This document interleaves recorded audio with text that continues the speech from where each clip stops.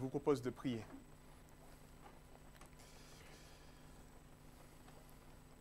Seigneur, nous te remercions parce que nous croyons que ta parole est vraie, elle est vivante, que ta parole a beaucoup de choses à nous apprendre. Et je te prie que tu puisses agir en ce matin, nous bouleverser, nous toucher là où nous sommes, Seigneur Dieu, dans le cheminement où nous sommes, afin que nous puissions nous laisser transformer par ta parole qui nous rend meilleurs, justement, Seigneur. Donc, que tu puisses guider toutes choses. Je me remets aussi entre tes mains, afin que le message qui doit être annoncé puisse être annoncé avec clarté, avec vérité, et pour la gloire de ton nom. Amen. Tout ce que je sais... Alors, est-ce qu'on peut mettre la projection, s'il vous plaît? Tout ce que je sais, c'est que je ne sais rien. Vous savez qui a dit cela? Alors, une idée? Ouais, sans doute, oui. Alors, c'est Socrate, en fait. C'est une citation de Socrate, c'est une citation plutôt très connue de Socrate.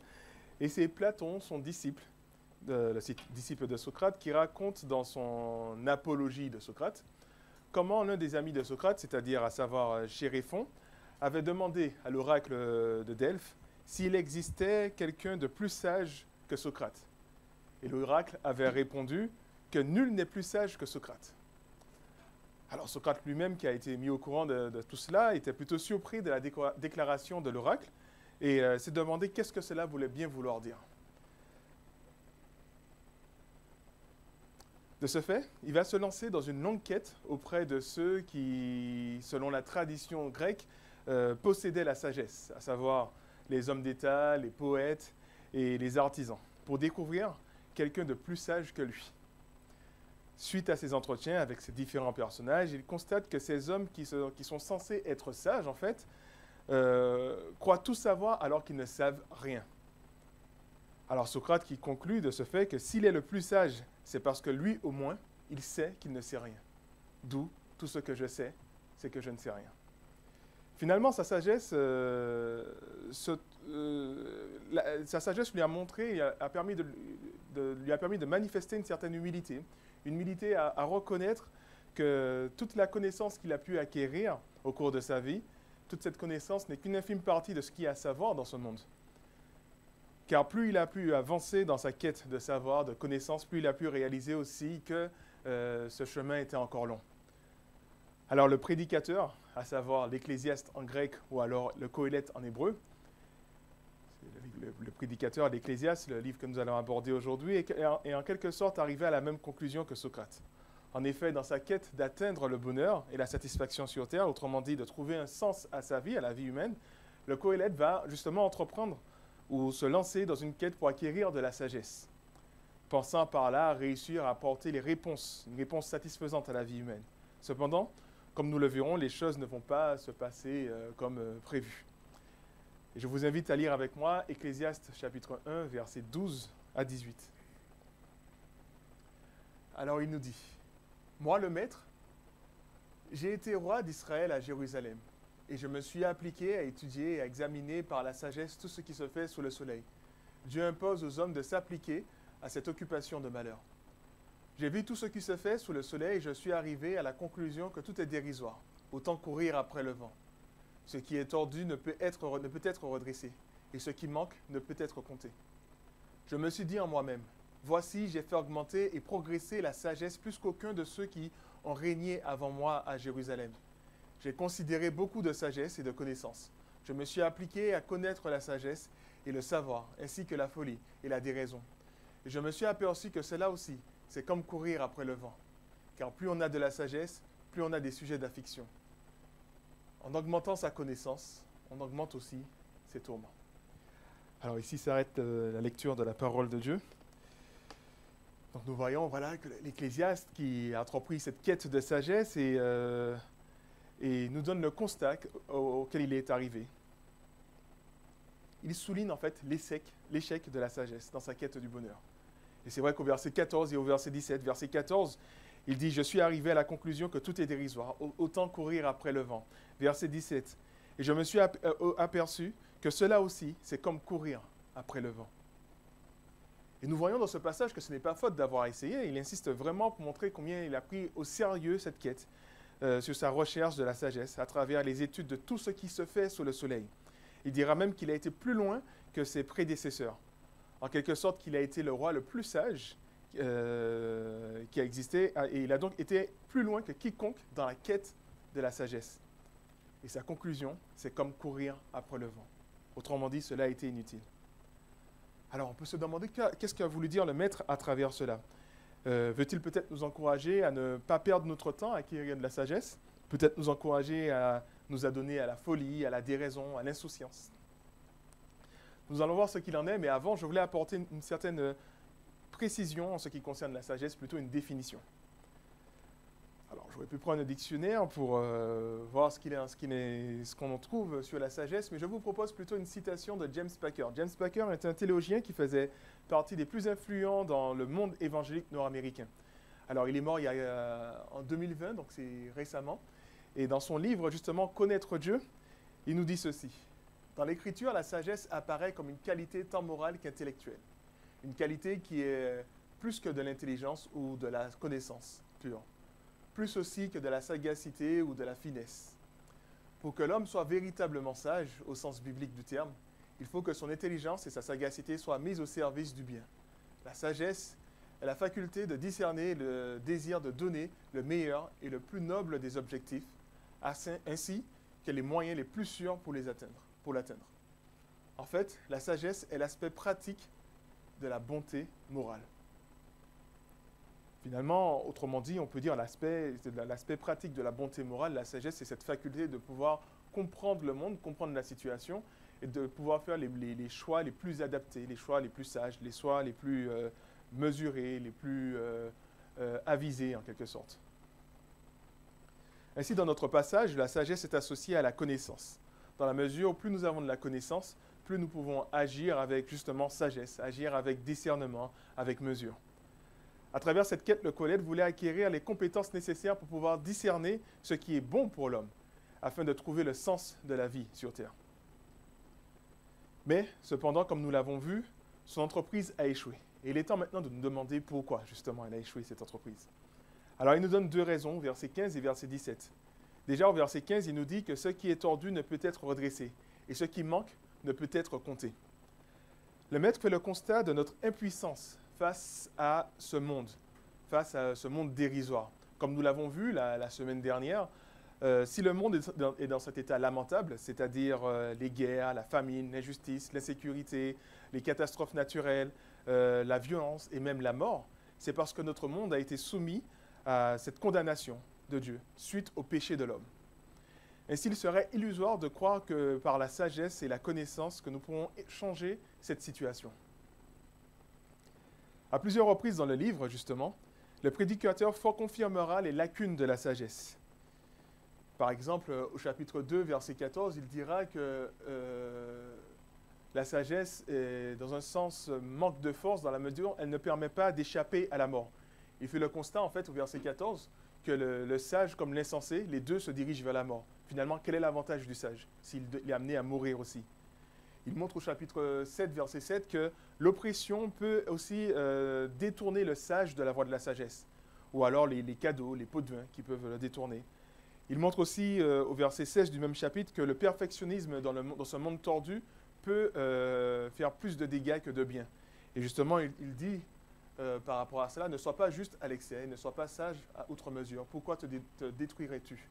Dans l'idée où on voit des fois dans la vie qu'on essaye de changer les choses, on essaye d'apporter une solution à certaines circonstances, et finalement on fait plus de dégâts que de bien, parce que ce monde est tordu et on ne peut pas tout changer, on ne peut pas tout améliorer. Il montre aussi la complexité de ce monde, au chapitre 7, comme nous le voyons au verset 23, et au chapitre 8, verset 16.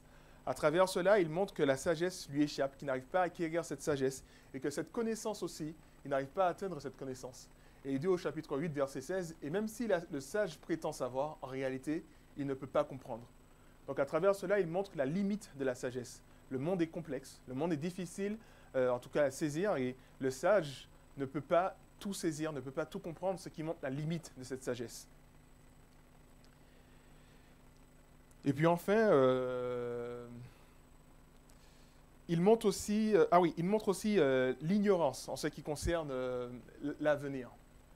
L'ignorance en ce qui concerne l'avenir, dans la mesure où on ne connaît pas ce qui va advenir par la suite. Donc du coup, on peut prévoir des choses, on peut préparer un plan sage pour apporter une solution, mais finalement, ce plan tombe à l'eau parce qu'il y a eu un imprévu. Il montre également que la sagesse n'est pas toujours récompensée, qu'il y a de ceux qui sont récompensés ne sont pas forcément les meilleurs. On voit des fois des hommes sages qui ne reçoivent pas les éloges qu'ils auraient dû recevoir, mais c'est plutôt quelqu'un d'insensé qui reçoit ces éloges. Donc il voit en fait que ce monde, à bien des égards, est dérisoire et lamentable, et il réalise que la sagesse finalement est impuissante face à cet état du monde.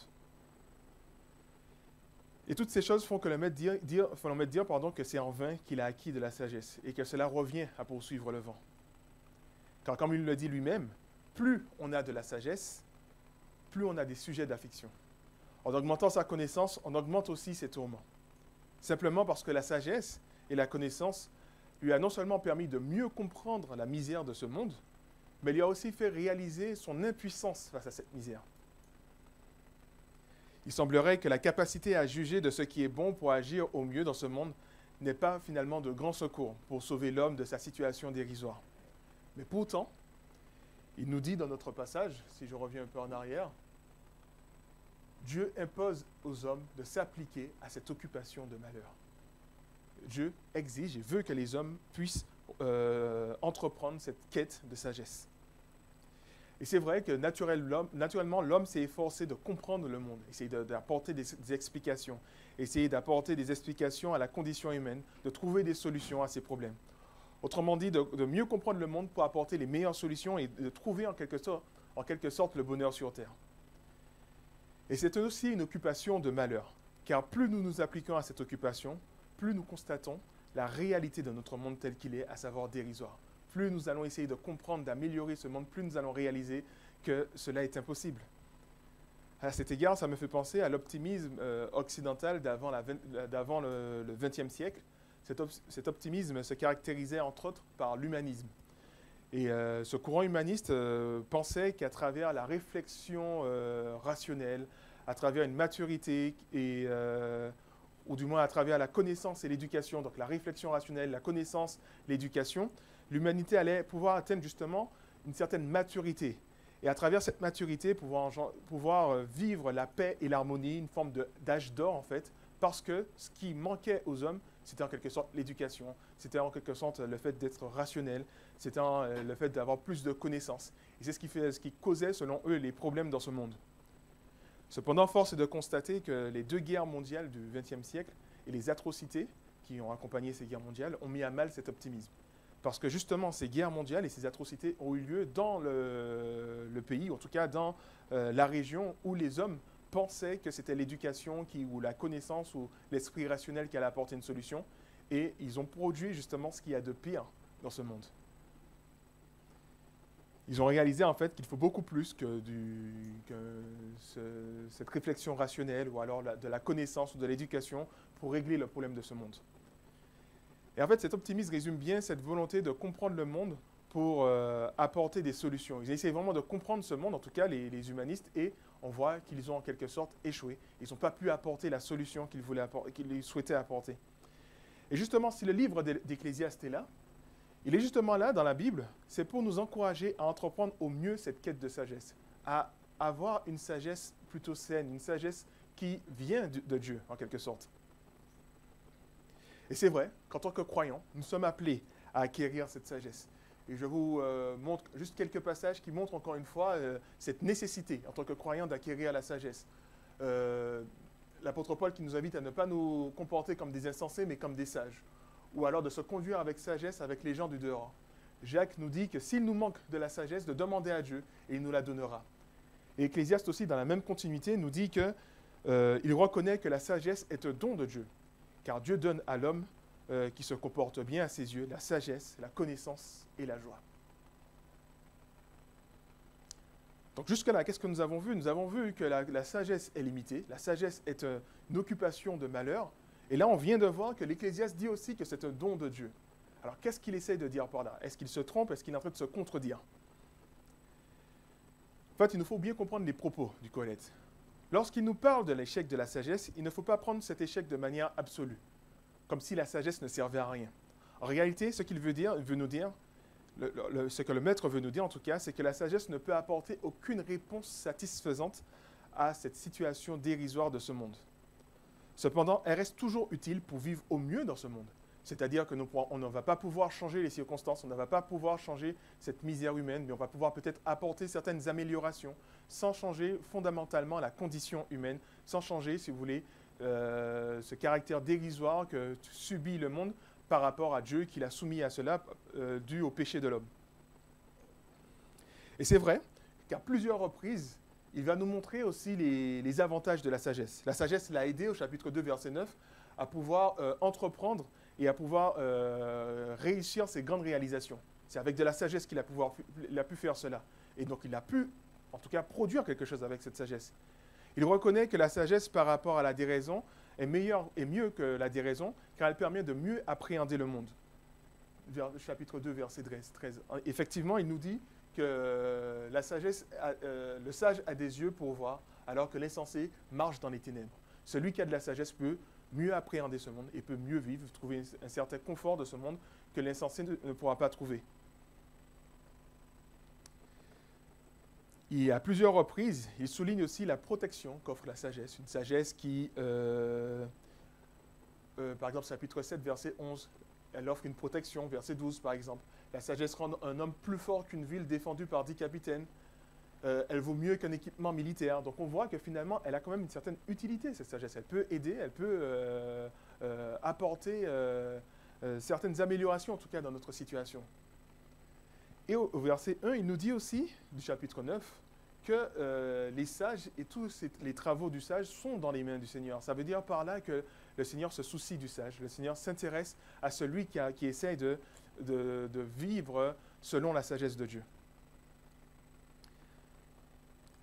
À travers cela, nous comprenons que le prédicateur n'est pas contre la sagesse. Au contraire, il trouve qu'elle est bonne pour l'homme. Elle lui permet d'éviter beaucoup de malheurs. Toutefois, il met en garde tout homme qui pense pouvoir, en quelque sorte, fuir sa condition humaine grâce à sa condition dérisoire, en tout cas, grâce à la sagesse. Tout homme qui prétend pouvoir trouver une solution absolue, une solution vitale, en quelque sorte, une solution, disons, complète pour la situation de ce monde. En fait, il nous invite à avoir une vision réaliste de ce monde. Et c'est ce à quoi sert la sagesse, justement. La sagesse nous fait réaliser qu'on ne peut pas changer ce monde, mais on peut quand même apporter certaines améliorations. Et cette sagesse-là, justement, c'est une sagesse qui vient de Dieu. Et peut-être que c'est ce qui manquait, justement, aux humanistes, qui pensaient qu'avec leur sagesse, ils auraient pu modifier le monde. En fait, ils ont été déçus de voir que ce n'était pas possible. Mais cette vision irréaliste de ce monde qu'on peut avoir lorsqu'on pense qu'avec la sagesse qu'on peut avoir, elle peut aussi nous toucher en tant que croyants. Nous pouvons avoir la fâcheuse tendance à croire que notre foi en Dieu nous aiderait à fuir la condition humaine misérable, comme si qu'avec la sagesse que Dieu nous accorde, nous allons pouvoir tout comprendre, tout saisir dans nos vies. Donc on sait pourquoi je passe par là, je sais pourquoi telle difficulté m'est arrivée, je sais qu'est-ce que Dieu a prévu pour moi. Et comme si je suis tellement proche du Seigneur que je connais tous les secrets de Dieu. Et de ce fait, la sagesse m'aide à fuir les réalités de ce monde. Je ne vis plus dans ce monde comme les autres, avec les difficultés, avec les imprévus, avec les souffrances, avec les injustices, avec les insatisfactions. En quelque sorte, grâce à la sagesse, on peut penser en tant que chrétien, on peut se dire que voilà, je vais surmonter toutes ces choses et c'est comme si la sagesse me fait vivre déjà au ciel alors que je suis déjà sur terre. Et en fait, il nous faut bien comprendre que cette sagesse de Dieu ne nous permet pas justement de transcender le monde. Et j'aimerais, en guise d'illustration, vous revenir sur James Packer justement. Et il nous propose cette illustration, je trouve, qui est très pertinente. Il utilise l'image de la conduite, en ce qui concerne la conduite dans la route, en ce qui concerne la sagesse. Il nous dit ce qui compte au volant, c'est la rapidité et la précision des réflexes, ainsi que la sûreté du jugement que l'on est amené à exercer dans une situation donnée. Lorsque vous conduisez, vous ne passez pas votre temps à vous demander pourquoi la route est si étroite ou sinueuse, pourquoi tel camion se trouve garé ici, plutôt que là, pourquoi cette dame ou ce monsieur qui vous précède tient avec tant de persévérance le milieu de la route. Ce qui compte pour vous, c'est de trouver la meilleure façon de faire face à la situation qui est la vôtre. et d'agir en conséquence. C'est exactement ce que la sagesse divine nous rend capable d'accomplir dans la vie de tous les jours. Pour bien comprendre, pour bien conduire, il faut garder les yeux grands ouverts si l'on veut savoir exactement ce qu'il y a devant soi. De même, pour vivre sagement, il faut regarder la vie en face avec la clairvoyance et le réalisme sans la moindre complaisance. Une clairvoyance, un réalisme, et en nous rappelant aussi, encore une fois, que appartenir à Dieu ne va pas nous faire fuir les réalités de ce monde. Nous allons passer par des difficultés, nous allons passer par des situations qu'on ne comprend pas. On ne sait pas pourquoi le Seigneur nous a fait passer par là. Et l'objectif, comme il disait, c'est de ne pas essayer de tout comprendre de ce qui se fait justement sur la route. Et de la même manière, ce n'est pas essayer de tout comprendre de ce qui se fait dans ce monde, mais c'est de savoir faire le bon choix au bon moment. Et c'est ce que la sagesse de Dieu nous offre.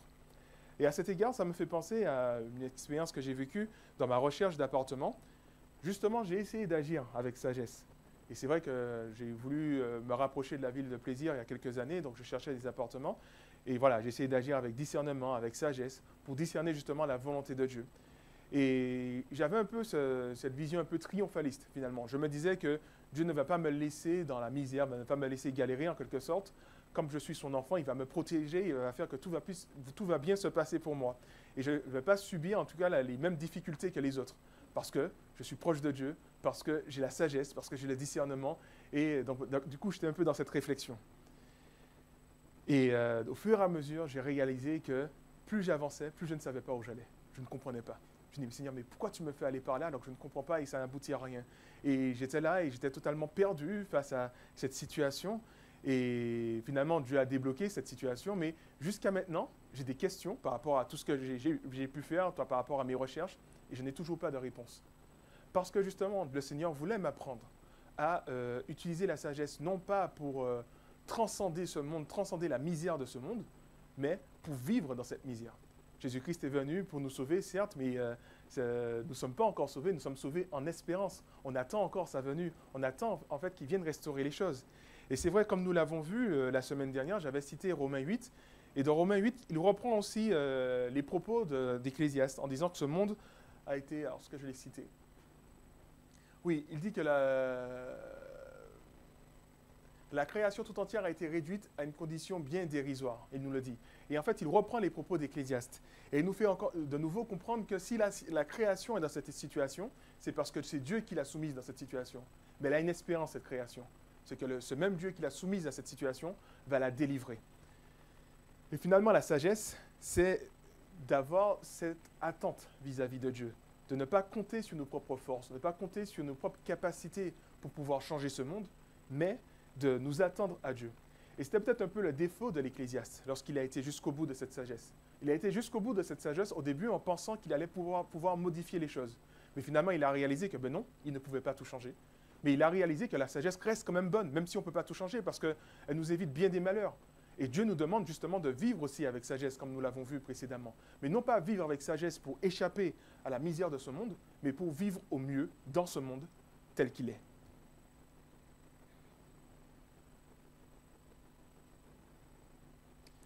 Et c'est vrai que pour, en tout cas, préciser cette vision, en tout cas, l'Ecclésiaste, à plusieurs reprises dans son livre, nous rappelle aussi que ce refrain du bonheur qui revient régulièrement et nous encourage à nous réjouir dans ce monde malgré la situation dérisoire.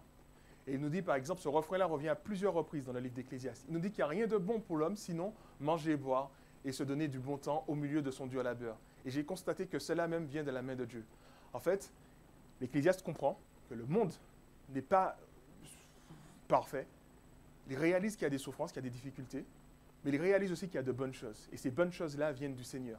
Et c'est à nous, en tant que croyants, d'acquérir ces bonnes choses et d'apprécier ces bonnes choses. Et il nous dit que ces bonnes choses doivent se vivre au milieu de son dur labeur, de notre dur labeur. Donc au milieu de notre misère, enfin dans cette situation bien dérisoire, nous pouvons jouir de bonnes choses du Seigneur.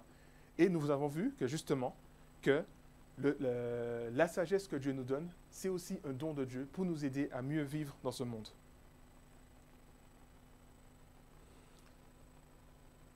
Donc le livre d'Ecclésiaste est justement là pour nous apprendre à vivre une vie, une sagesse saine en fait.